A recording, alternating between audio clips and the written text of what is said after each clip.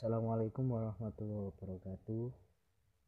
Di sini kami dari kelompok 10 akan mempresentasikan makalah kami yang berjudul tentang keterkaitan hukum Islam dengan ijtihad.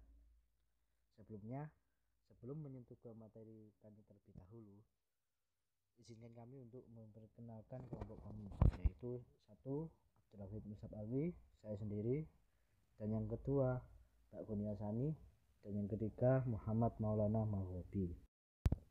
Baik, langsung saja ke materi yang pertama, yaitu pengertian dari ijtihad. Pengertian dari ijtihad ini dapat dilihat dari dua segi, yaitu etimologi dan terminologi. Dari segi etimologi itu adalah pengerahan segala kemampuan untuk mengerjakan sesuatu yang sulit.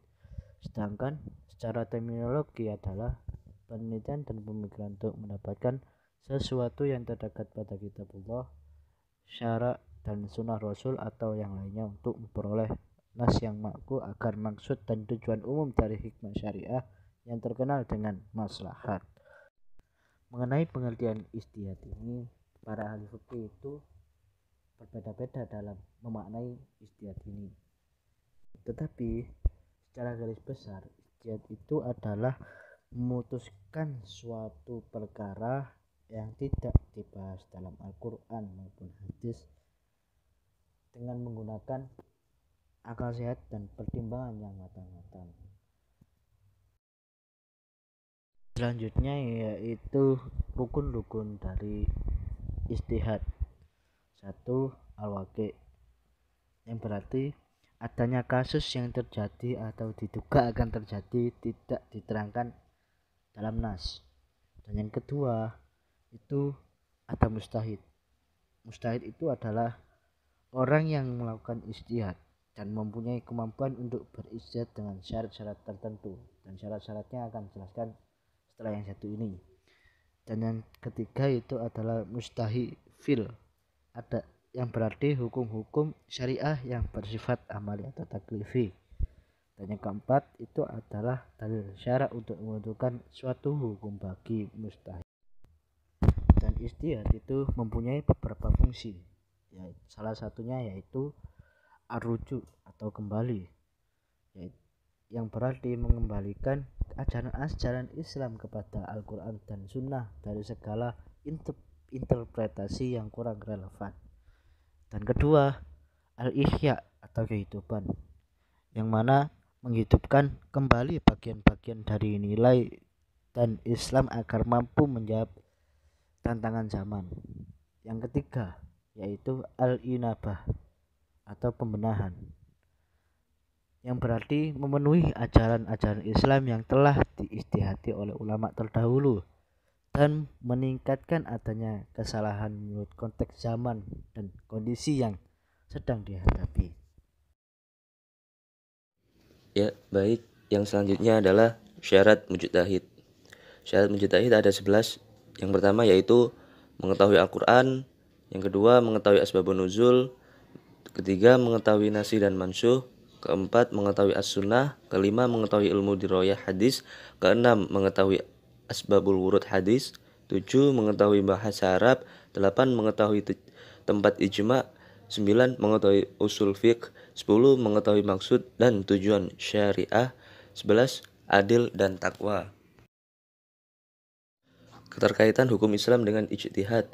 Ijtihad sebagai sumber hukum yang ketiga berfungsi untuk menetapkan suatu hukum yang tidak secara jelas ditetapkan dalam Al-Quran atau maupun hadis. Namun demikian, hukum Islam dan ijtihad tidak bisa dipisahkan karena dalam menggali sebuah hukum pasti akan menggunakan ijtihad. Secara garis besar, ijtihad dalam masalah kontemporer memiliki peranan penting terhadap syariat Islam, diantaranya sebagai berikut. Pertama, menjelaskan mobilitas syariat Islam dalam setiap dimensi ruang dan waktu, sehingga syariat Islam mampu menjawab setiap permasalahan dan problematika yang terjadi. Kedua, mengingatkan hukum Islam atas bahaya permasalahan dan problematika yang bertentangan dengan syariat Islam.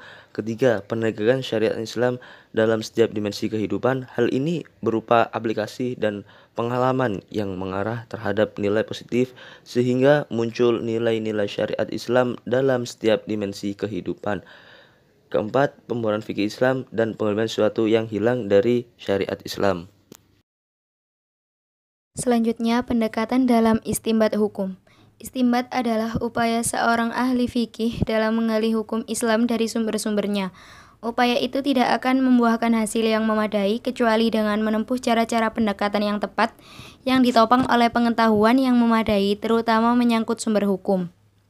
Ahli Hasabullah melihat ada dua cara pendekatan yang dikembangkan oleh para ulama usul dalam menggunakan istinbat, yakni yang pertama, pendekatan melalui kaidah-kaidah kebahasaan, yang kedua, pendekatan melalui pengenalan makna atau maksud syariah. Penggunaan pendekatan melalui kaidah-kaidah kebahasaan ialah karena kajian akan menyangkut nas syariah. Pendekatan melalui maqasid syariah adalah karena kajian akan menyangkut kehendak syar'i yang hanya mungkin dapat diketahui melalui kajian maqasid syariah. Terkait dengan hal ini, yang dimaksudkan dengan pendekatan kaidah-kaidah kebahasaan adalah kaidah-kaidah yang berlaku dalam bahasa Arab. Sedangkan pendekatan melalui maqasid syariah, kajian lebih menitik beratkan pada melihat nilai-nilai yang berupa kemaslahatan manusia dalam setiap taklif atau pembenaran hukum yang diturunkan oleh Allah. Bahasan kedua, metode ijtihad. Melengkapi kebutuhan dalam melakukan ijtihad, selain menetapkan dua pendekatan di atas yang secara langsung berkaitan dengan nas, para ulama juga telah merumuskan beberapa metode ijtihad yang mala nasfih atau tidak mempunyai kaitan langsung dengan nas, yaitu ijma, qiyas, istishab, istihsan, istislah, shot az-zariyah, dan urf. Yang pertama, ijma. Ijma berarti al-azm atau berketetapan hati untuk melakukan sesuatu, dan al-tasmim atau berketetapan hati untuk mengambil keputusan. Yang kedua, qiyas. Mempersamakan cabang kepada pokok atau taswiyat al-far'i ila al-asl. Yang ketiga, istishab. Upaya memperlakukan ketetapan masa lalu atau madi pada sekarang ini dan mendatang, mengubahnya, tidak ada dalil yang mengubahnya. Yang keempat, istihsan, artinya memandang baik terhadap sesuatu. Yang kelima, istislah, keadaan yang baik dan bermanfaat, haul al-khair wa al-manfaat. Yang keenam, shot az-zariyah, al-zariyah sebelum ditambahkan kata shot depannya berarti jalan ke arah tujuan.